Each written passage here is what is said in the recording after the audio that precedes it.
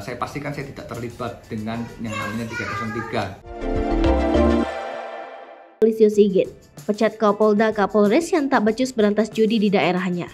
Warning, Kapolri Jenderal Polisi Listio Sigit Prabowo menyasar anak buahnya. Listio Sigit akan mencopot Kapolda dan Kapolres yang tidak serius memberantas judi. Ancaman Kapolri tidak main-main menyoroti maraknya perjudian termasuk judi via online. Ketegasan Listio Sigit muncul saat memberikan pengarahan melalui virtual kepada jajarannya di seluruh Indonesia. Mantan Kabariskim Polri ini menyebut tidak akan segan-segan mencopot anggotanya yang tidak becus memberantas kegiatan tersebut. Selain perjudian, ultimatum itu juga diminta Listio dalam penanganan kasus tindak pidana lain.